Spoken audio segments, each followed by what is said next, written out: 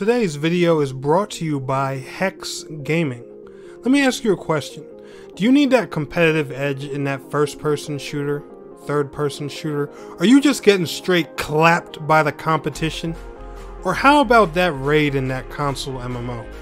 Do you need something to give you some ease for your next cooldown, make your rotation a little bit simpler? Need some customizable buttons? Or do you just want a flashy controller? Visit Hex Gaming today and use promo code TNEC127 to get 5% off anything you order in the Hex Gaming store. That's hexgaming.com. Use promo code TNEC127 at checkout to get yourself a discount. Enjoy the video, guys.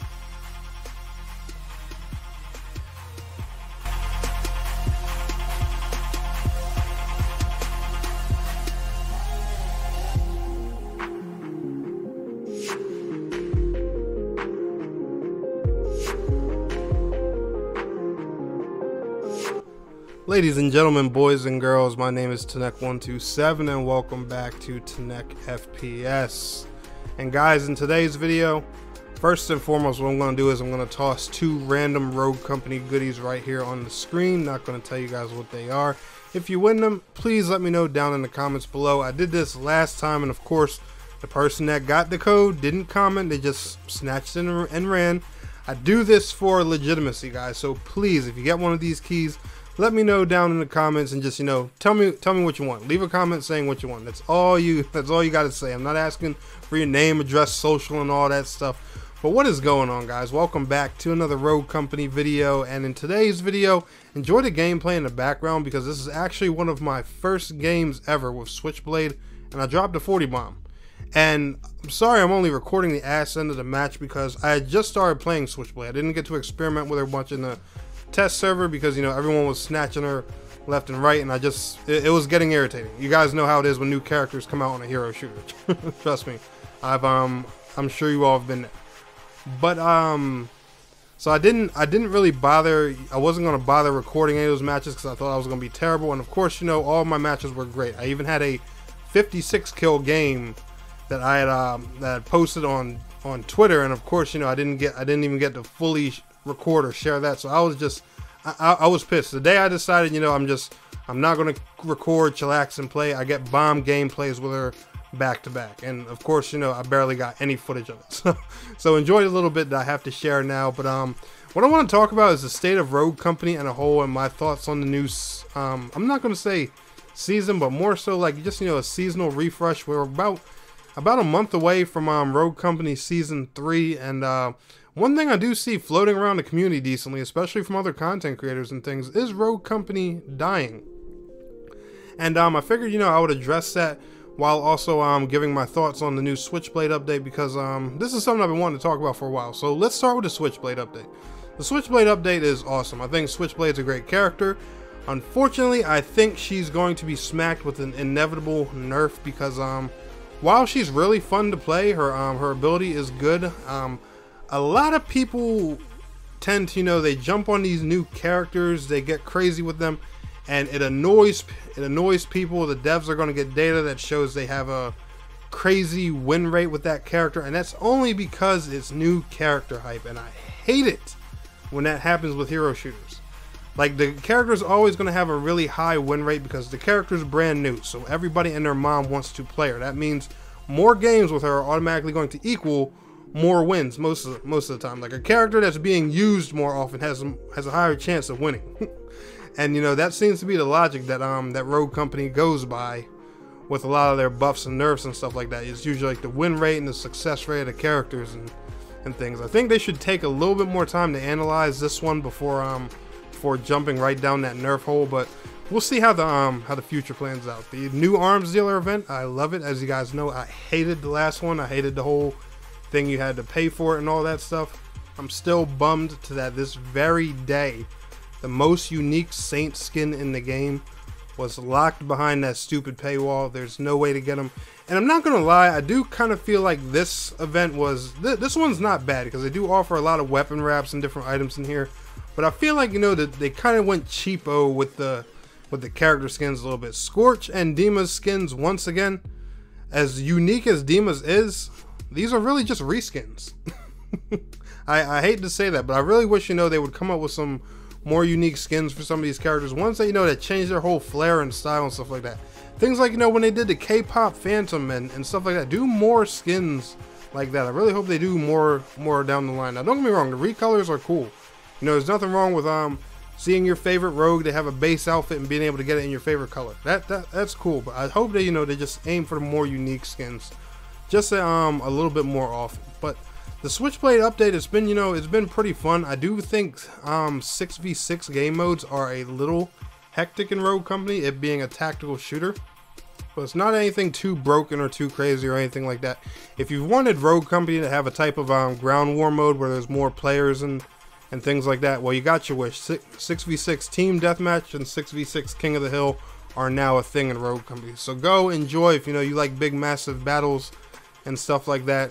Knock yourselves out. I'll probably be sticking a little bit more to Strikeout and Demolition more often, me personally. I do enjoy King of the Hill, but I like Rogue Company's more, you know, tactical side. I'm not too crazy for, you know, the chaos, but I do like it from time to time. It's a lot of fun. I don't want them to change that, so don't worry, I'm not knocked. But the next thing I want to talk about is the state of Rogue Company, because a lot of people tend to think, you know, that these games, especially when it comes to high-res studios, you know, they're dying and stuff like that. They don't got the highest counts on Twitch and stuff like that, and so much now is, and I hate this being a content creator. If you're not big on Twitch, you're automatically a dying game. You're not doing this, you're not doing that.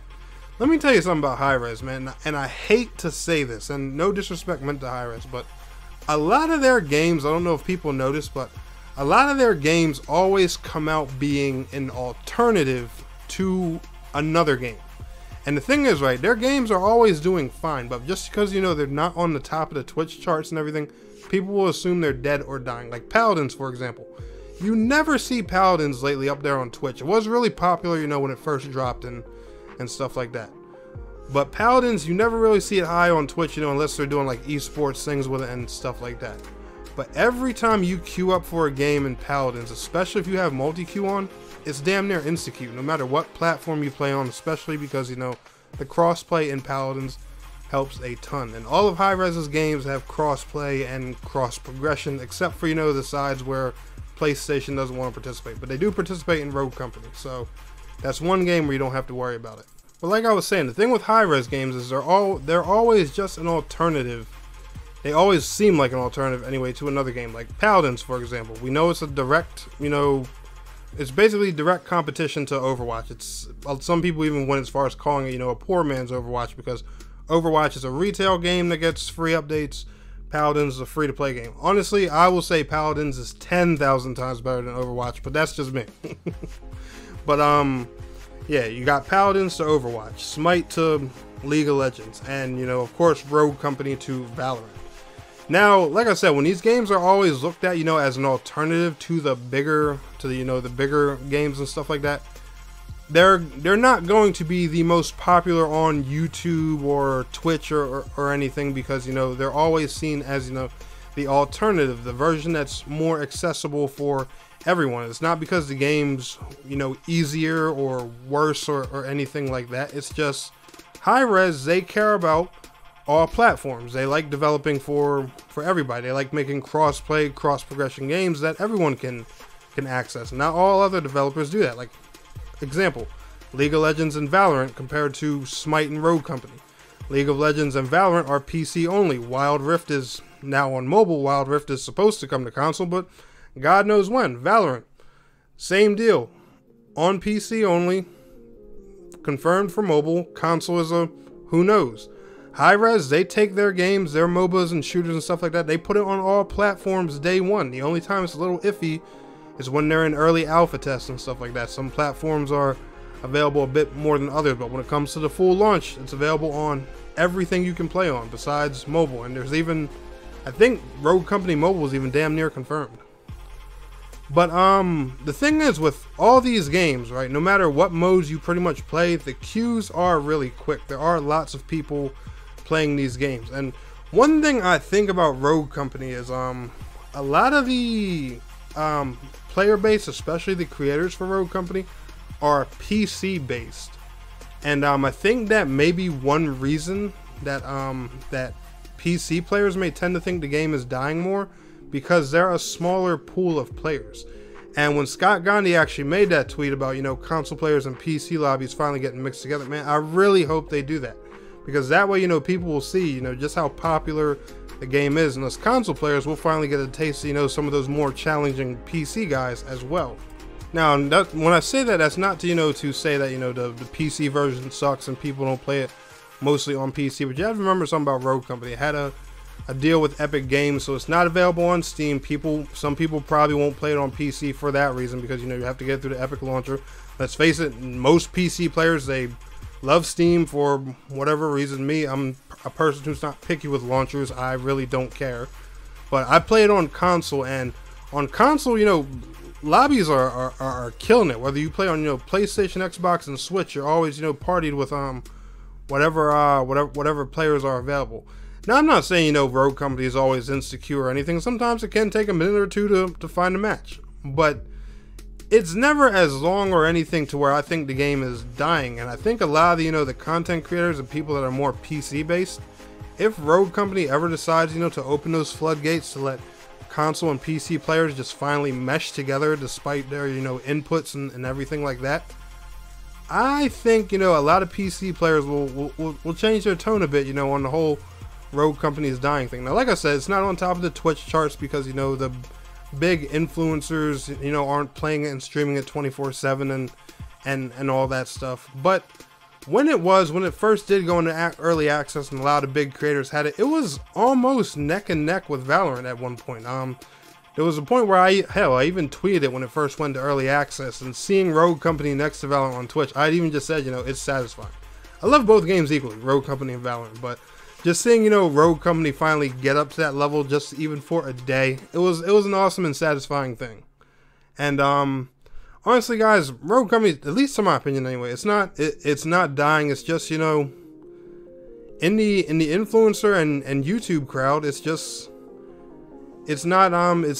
not popping to a lot of creators now. The creators who are covering it regularly, they're very dedicated. There's, you know, a lot of people who do cover and care about this game and upload things regularly. I try to.